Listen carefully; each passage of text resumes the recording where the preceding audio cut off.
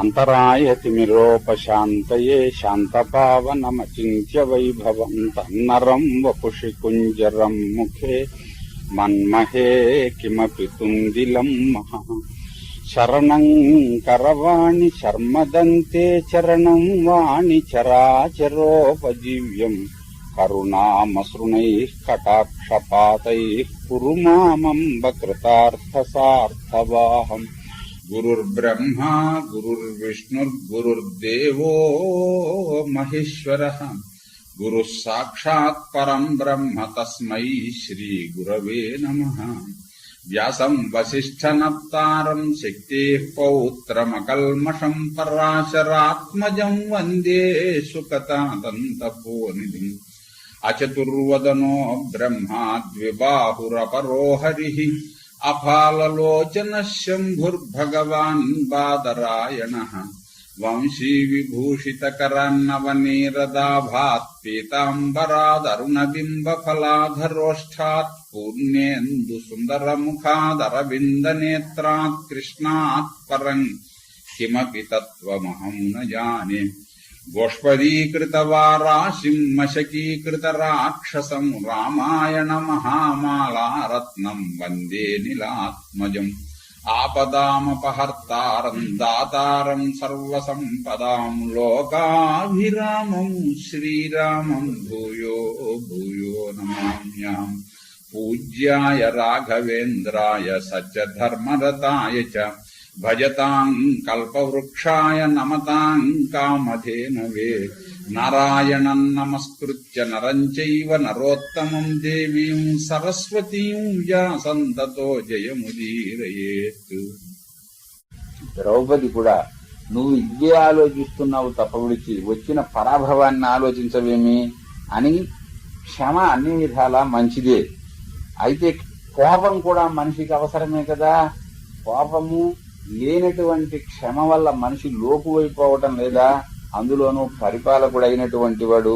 అందువల్ల నువ్వు ఇలాగ చూస్తూ ఎంతసేపు ధర్మము ధర్మము శాంతము శాంతము అని అంటూ ఊరుకున్నందువల్ల లాభం లేదు. కోపము కూడా పరిపాలకుడైన వాడికి అవశ్యం ఉండవలసిందే అని ద్రౌపది కూడా చెప్పింది. ఈ విధముగా ద్రౌపది అంటే ద్రౌపదిని కూడా నీకు కష్టం కలిగిన మాట నిజమే, కాని మనం సమయం కూడా చూడాలి అని ద్రౌపదికి తగిన విధముగా ద్రౌపదికి చెప్పి ఓదార్చాడు. భీముడికి ఇంకా సంతృప్తి కలగలేదు. ఏదైనా జరగాలి అంటే ప్రయత్నం చెయ్యాలి కదా. దైవానుగ్రహము ధర్మము అంటే కార్యములు ఎలా జరుగుతాయి? పంటలు పండుతాయి.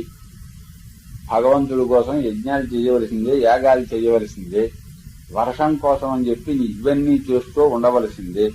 కాని దీనికి ముందర రైతు పొలాన్ని ఏ విధంగా తయారు చేసి అట్టే పెట్టాలో ఆ విధంగా తయారు చేసి అట్టే పెడితే అప్పుడు వర్షం కురిస్తే పంట పండుతుంది. కానీ దుక్కి బెల్లు వేయవలసినప్పుడు బెల్లు వేసి, మరి దున్నవలసినప్పుడు దున్ని, విత్తనములు చల్లవలసినప్పుడు చల్లి, ఈ పనులు అన్నీ చేస్తే కదా మేఘం వర్షిస్తే వర్షం వల్ల పంటలు పండడం అనేది. ఇవన్నీ విడిచిపెట్టేసేసి కేవలం వర్షం వల్లే పనులు అవుతాయి అంటే అవుతాయా? విత్తనములు చల్లకుండా ఉంటాను.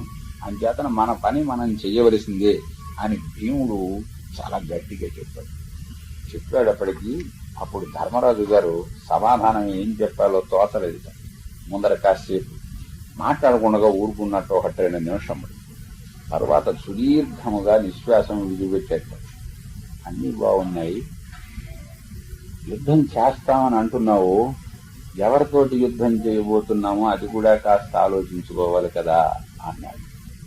అంటే ఈ ధోరణిలో చెబితే తప్ప విడిచి భీమసేనునికి నాటదు.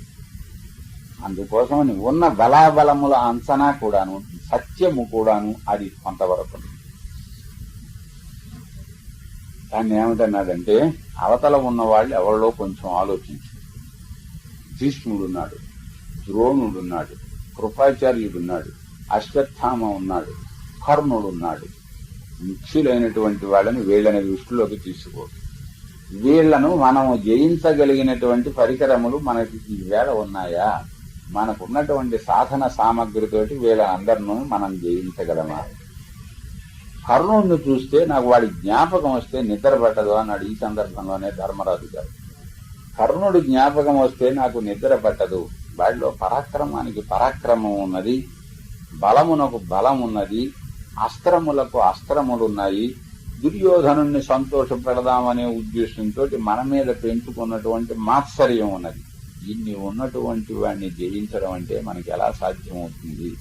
కనుక మనము సమయము చూచి ఇంకా ఇంకా మన శక్తులను కూడా పెంచుకుని తర్వాత వాళ్లతోటి కలవడాలి గాని ఇవ్వాళే వెళ్లి యుద్ధం చేసినందువల్ల గెలుస్తామన్న నమ్మకం మాత్రం ఎంతవరకు ఉన్నది అని భీముడు మాట్లాడలేకండి. ఆ తర్వాత అంటే ధర్మరాజు గారి వాదము నిత్యమని సత్యమని అంగీకరించాడా? ఈయన ఎంత చెప్పినా, నేనైతే మీకు సంగ్రహంగా చెప్పాను గాని ఇది చాలా అధ్యాయములలో జరిగినటువంటి చర్చ.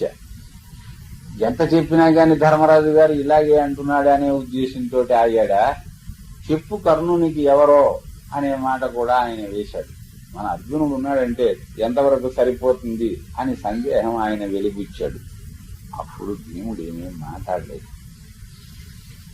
ఈ సమయంలోట వ్యాసుల వారు ఏం చేసేట అంటే, ఒక్కసారి ఇలా అబ్బాయి అన్నాడు, నువ్వు చెప్పిన మాట నిజమే అయితే అంత నువ్వు కంగారు పడవలసినటువంటి అవసరం లేదు అని కొంచెం ఇలా పక్కకి రమ్మని ఈయన్ని తీసుకుని వెళ్లి నీకు ఒక విద్యను నేను ఉపదేశిస్తాను అన్నాడు వ్యాసుడు.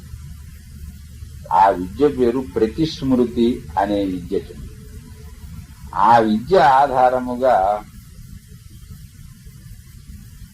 ఎంతెంతటి మహా గొప్ప దేవతలనైనా కాని ప్రత్యక్షం చేసుకునే అవకాశం ఉన్నది. అందుచేతను ఈ ప్రతిస్మృతి అనే విద్యను నువ్వేం చేస్తావంటే దీనిని నువ్వు సాధన చేసి అర్జునునికి ఉపదేశం చేయవలసినది అన్నాడు. అర్జునుణ్ణి పంపించి ఇంద్రుని సేవించమను. ఇంద్రుని సేవిస్తే ఇంద్రుడి ద్వారా సర్వాస్త్రములు కూడా అతనికి లభిస్తాయి. అప్పుడు నీ మనస్సులో ఈ బెంగ అనేది లేకుండా పోతుంది. అతడు అందరినీ జయించగలిగిన వాడు అవుతాడు అని వ్యాసుడు వారు చెబుతారు. సరే అని ఆ విద్యని ఉపదేశం పొందాడు. రహస్యంగా పక్కకి తీసుకుని వెళ్ళి మరి సరాసరి అర్జునుడికి చెప్పకూడదు. వ్యాసుల వారు ధర్మరాజుకు ఉపదేశం చేశాడు. దాన్ని ముందర చూసి నువ్వు అర్జునునికి ఉపదేశం చేయవలసినది అని చెప్పాడు. ఏమిటి ఇందులో ఉన్న రహస్యం? ఇద్దరికీ ఉపదేశం చేయడము వ్యాసుల వారి ఉద్దేశం. అర్జునునికే కాకుండా మనం ఇక్కడ గమనించవలసింది ఏమిటంటే, చాలా మంది భీమార్జునుల బలం వల్ల మాత్రమే ధర్మరాజు గారు నెగ్గాడు అని అనుకుంటారు. ధర్మరాజు గారు ధర్మం అని సాత్వికమైన మాటలు చెబుతున్నాడు కదా అని వీళ్ళకంటే తక్కువ వాడనే అభిప్రాయంలో కూడా ఉంటారు. అస్త్ర విద్యలో అర్జునుడు గొప్పవాడైన మాట, బలములో భీముడు గొప్పవాడైన మాట నిజమే గాని ధర్మరాజు గారు తక్కువ వాడు కాదు. అది ఒకటి మనం గమనించవలసినటువంటి. ధర్మరాజు గారికి ఊరికే కోపం వస్తే ఆయన ధర్మశక్తితోటి తపశ్శక్తితోటే కాదు, యుద్ధముల్లో ధర్మరాజు గారు విజృంభించినప్పుడు ఎవళ్ళు నిలబడలేకుండా పారిపోయిన ఘట్టాలు కూడా ఉన్నాయి యుద్ధం. అంచేతను ధర్మరాజు గారిని కూడా బలిష్ఠుణ్ణి చెయ్యాలి. కనుక ప్రతిస్మృతిని ముందర ధర్మరాజు గారు ఉపదేశించారు. అది ఇద్దరు మనుషులుంటే వాళ్ళిద్దరిలోనూ యోగ్యతముడైనటువంటి వానికి ఉపదేశం చెయ్యాలి అని అనుకుంటాడు. అర్జునుడి కంటే ధర్మరాజు ఉత్తముడు, దాంట్లో సందేహం ఏమీ లేదు. అంచేత కూడా ధర్మరాజు గారికి ఉపదేశం చేశాడు. దీన్ని నువ్వు అర్జునునికి ఉపదేశం చేసి పంపించవలసింది అని వెళ్ళిపోయేట ఆయన గారు అక్కడి నుంచి. ఆ తర్వాత మళ్లీ మీరు ద్వైతవనంలో చాలా కాలం మకాం వేశారు, ఇక్కడి నుంచి మళ్లీ మార్చండి, మళ్లీ కామ్యత వనానికి బయలుదేరి వెళ్ళండి, ఒకే చోట ఎక్కువ కాలం ఉండడం మంచిది కాదు అని కూడా చెప్పారు. అప్పుడు ధర్మరాజు గారి ఈ లోపల అనేక పర్యాయములు ఈ ప్రతిస్మృతి మంత్రము ఉన్నదే దీనిని పునశ్చరణం చేశాడు.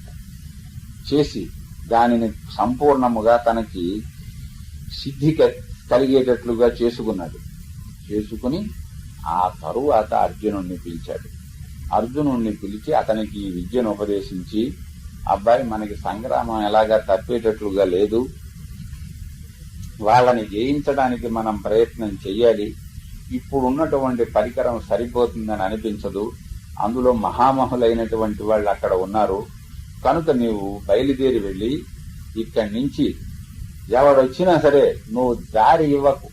నువ్వే సరాసరి ముక్కుకు సూటిగా వాడు నీకు దారి ఇవ్వవలసింది గాని నువ్వు వానికి దారి ఇవ్వటం అనేది లేదు.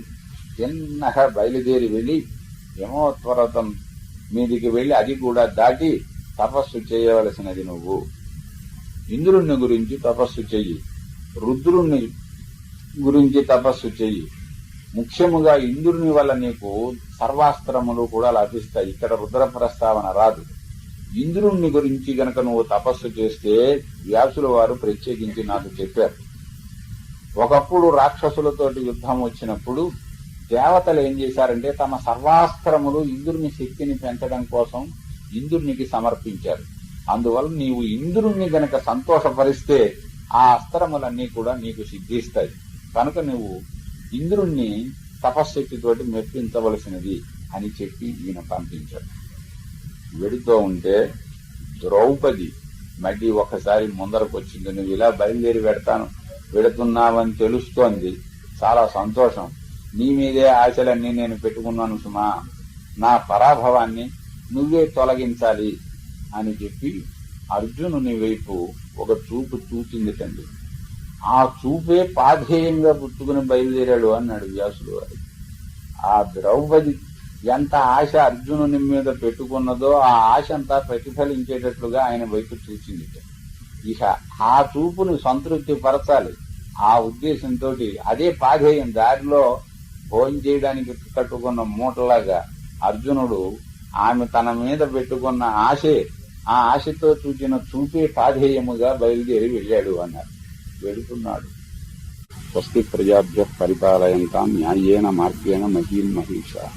గోబ్రాహ్మణేభ్య శుభమస్తు నిత్యం. లోకాః సమస్తాః సుఖినో భవంతు.